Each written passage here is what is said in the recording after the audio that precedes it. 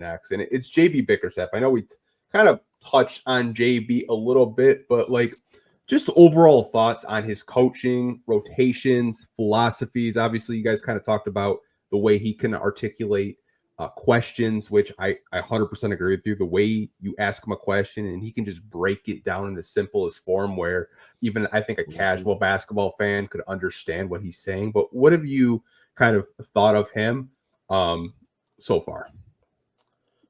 Next to Cade, I think he's the most important piece to all of this right now. I think he's done a spectacular job considering the circumstances. We just spoke about it. You know, he may not have been the first option. You know, they talked to a couple other guys before him. You know, he said himself, he was, you know, fine with going on vacation, taking some time off with his family. And he was sold on, you know, a promising dream from Trajan Langdon. And based on the circumstances, coming into a new crop of players, you know, coming into a new situation, coming off of a playoff, you know, contending team to a team that's in a rebuild, trying to establish an identity. He's been fantastic. I'm really, really impressed with what he's done. Even so much to the point of like simple things like challenging, you know, calls from the officials, not being scared to stand up for your guys, even things that don't work. Like he's done crazy things like play Tobias Harris at the 5 just because they're trying to get something going, not being scared to try something different that makes a little bit of sense. Not always just running all bench lineups and just saying, hey, free for all, figure it out. He's actually laying down some organization. He's laying down a plan. You know, he's keeping the staggered lineup with Jaden Ivey on the floor the majority of the time. And also, he's actually, in comparison to Monty from last season, Monty would talk about things that they need to improve on. He would say things like, yeah, we got to stop running all bench lineups. I got to find different ways to get Ivy involved. I got to find different ways to do this. And then he just wouldn't do it. Like, what was the constant refrain? Yeah, that's on me. Well, I got to figure that out. Yeah. Game after game. He'd be looking down. He'd be scratching his head. He'd be looking at the stat sheet going, how many more sell the team chance do you need to hear, bro? Make a change. So to see JB actually standing behind his word, fighting with his guys, I love watching him during timeouts. The way he's so active talking to his guys, you know, in between possessions, he's super active, and I think he's the perfect kind of coach for a team like this Piston lineup that they need. And the thing I like about him too is his demeanor's the same whether they win or whether they lose. Like after the game, he's the exact same guy. And you know, like don't get me wrong, like you know, he any coach is happy to get a win, but like even when there is like a rough loss, like after the Milwaukee loss, which don't get me wrong, that was probably their worst loss of the season, you know, high stakes game in quite a while, but he came out and he said, what a great opportunity this was for us to learn, to, you know, to know what it takes to, you know, be in those high pressure, you know, like those high pressure situations. And then, you know, they came out, like obviously the Boston game was rough, but that New York game on Friday to respond, you know, after they got their legs under them, you know, just like those are the types of things that just didn't happen under the Monty regime. And so, you know, to me, it's like it's not just how great of a communicator he is. It's just, you know, how even keeled he is and how he still keeps that same positivity no matter what's going on. Yeah, I think you guys have touched well on like just the buy-in overall stands out immensely. But this guy, I swear he's got an 80% rate at getting challenges right. Like every time he goes for a coach's challenge, like I swear they're right. And I love that when his players ask for one, more often than not, he backs them in and they get it correct. But I've also loved just with the way he's like developed these players, like if Jaden Ivey doesn't have it, he'll go to his bench. He's put Marcus Sasser in crucial times. He'll play Tim Hardaway Jr., the 3 vets, or if Jalen Duren is struggling, which I'm sure might be a topic we get to. I can see some stuff in the comments here, but you know, he's pretty much split the minutes between him and Stu. You know, Duren had that really bad stretch against the Knicks the other night. He came out, and you know, I think, and he said it. I think it was maybe in his first press conference. Basically said like, I can't remember if he was directly talking about the Pistons or rebuilds in general, but he specifically said like sometimes players are just gifted minutes or along these lines. And he's like, they're gonna earn the minutes. And I think honestly, like he's pulled players when they've struggled. Like Ron Holland's got minutes, but if he doesn't have it, he'll take him out. But also like he won't take Ron out if he's 0-4 from 3 if they're the right shots. You know, he'll give him the confidence to take those. But if he takes a bad one, then he'll take him out. Like so. I think the way he's managing the development and the minutes of these young guys is awesome. And then like the staggering of Ivy and Cade, something I think every Pistons fan was crying out for. I'm pretty sure someone made a t-shirt last year. I can't remember. It might have been about, there's something to do with Monty's rotation, or bench lineups. That's what it was. But like, so that's been awesome. And I love that he's got like, when in the games Asar hasn't played, which is pretty much most of them, it's pretty much been a 9-man rotation, which I think's what this team should be doing regardless of development, just to get the best out of the team. So he's been awesome. And I think the Pistons are 15th in defense in the league right now. They were high as 6th at one point, which was insane because I think a lot of people, or at least myself, thought they would be more of an offensive team this season if you look at the roster. But yeah, it's been good. And I think the vets have been awesome as well with JB and their leadership. Like Tobias Harris, I know he's struggled a little bit, but, you know, I think he's so important to this team. Like he wants to be here. I just kind of want to shout him out because I feel like he gets a bit of a bad rap out his play sometimes, even though he's been better. But I think having a guy like him in particular is huge. And Malik Beasley, as well as JB, it's just a really good mix for these young guys. And I've never seen these young guys smile so much. Yeah, Like, and you know what? awesome. When you talk about JB Bickerstaff and his coaching this season, it's easy to go back and compare things to last year. I remember early on at one of the practices, I think the first training camp, and we posted some video from there. You know what one of the first comments were? Yo, they got music at practice this year? I've been on the beat now. This is my 4th season, and I was like, they really didn't have music in the gym underneath Monty Williams. And I never even thought about that. Like it never clicked.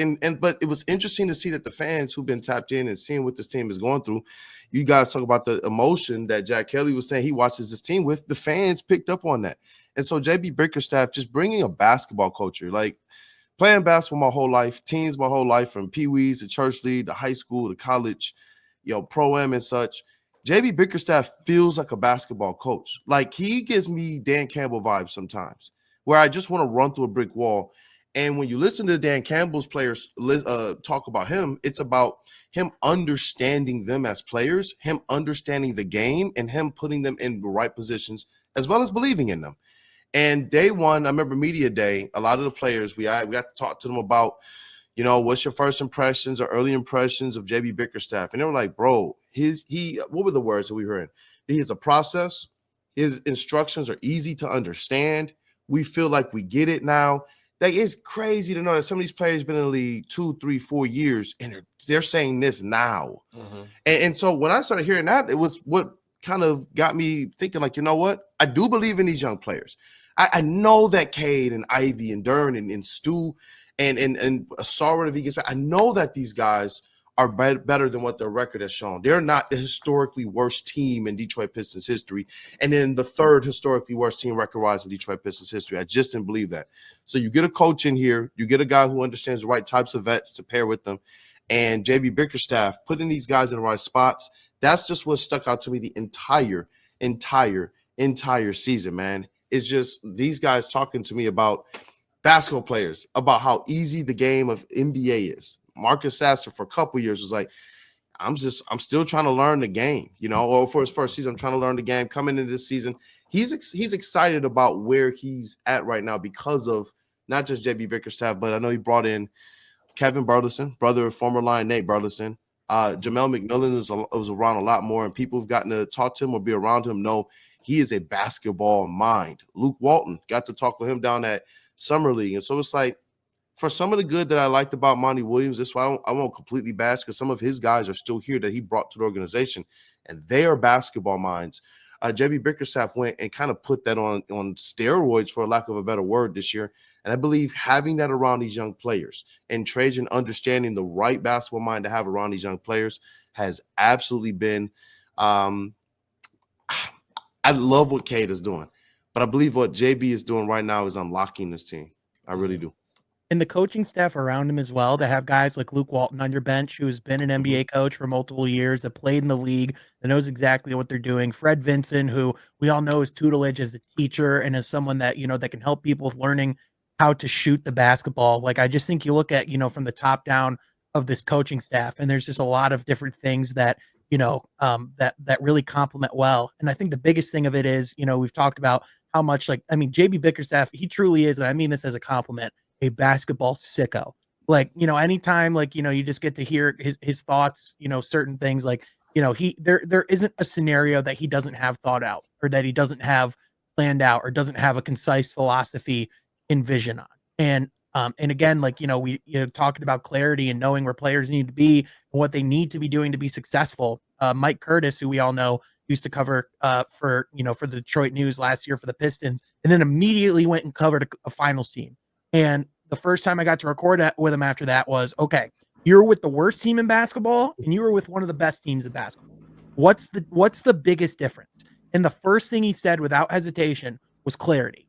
Players know exactly what they're supposed to be doing, what their roles are, where they fit within the grand scheme of things. Whereas the Pistons, it was just a ton of young guys trying to get it together, trying to get some wins on the board, not fully knowing where exactly they stand in the rotation, where exactly their role is.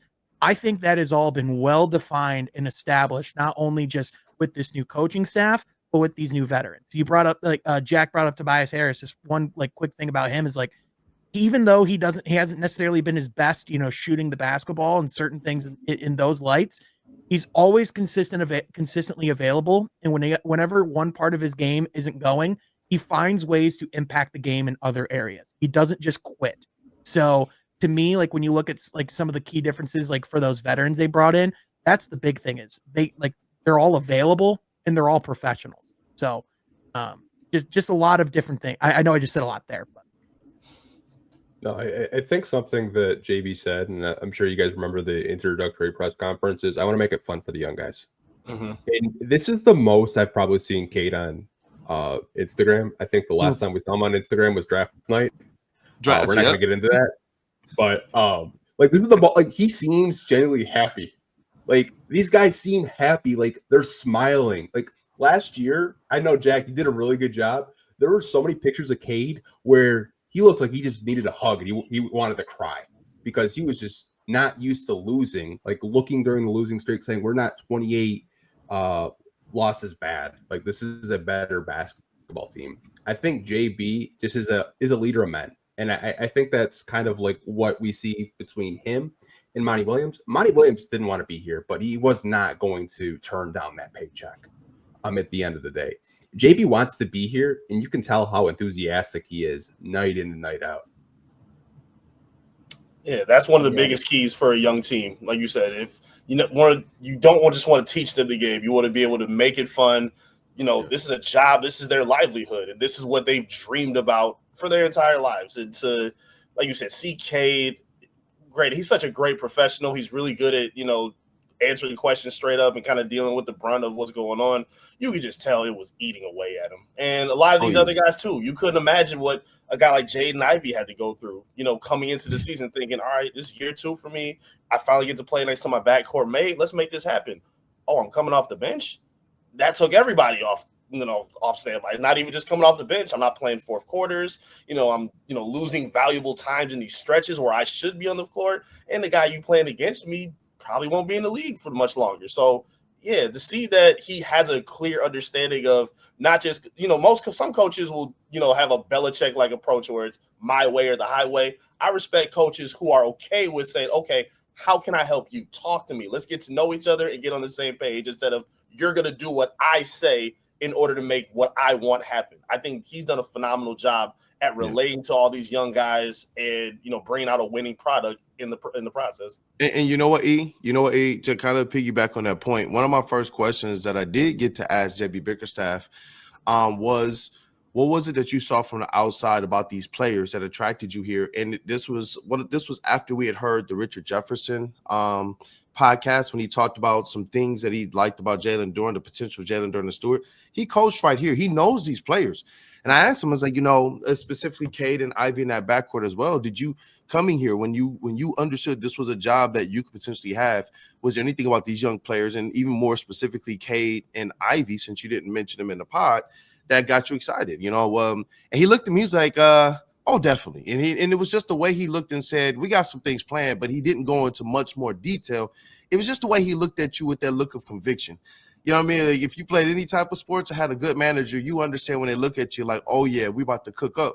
And that's exactly what it looked like. And then you go back to last year, and it's like Ivy came off a promising rookie season without Cade. We thought that Cade would be somewhat the ability to help unlock some of the space that Ivy would need, and vice versa. To be able to be that fire and ice kind of combination.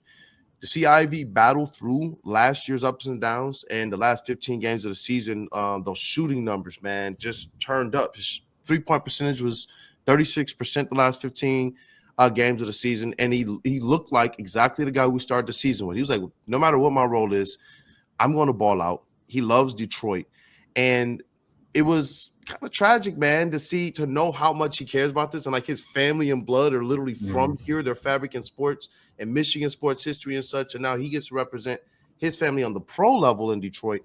That was a tough look, and I don't know what Monty missed so bad, because we weren't even asking about Killian Hayes last year. But when we were trying to figure out about the new guy in Marcus Sasser, when we were trying to figure out about Monte Morris, who was new here, and we were trying to figure out what growth have you seen from Jaden Ivey, he just kept offering up Killian Hayes. I got the video from last year, and it was the weirdest thing. And this year was different because JB Bickerstaff right out the gate was like, Jaden Ivey's a starter. Like, it was like instant. Like, yeah, he's a starter level player. He didn't say he was going to start. He's a starter level player. We have to do our best to get the best out of who he is as a player. And that, to me, is one of those night and day things when you talk about who they are.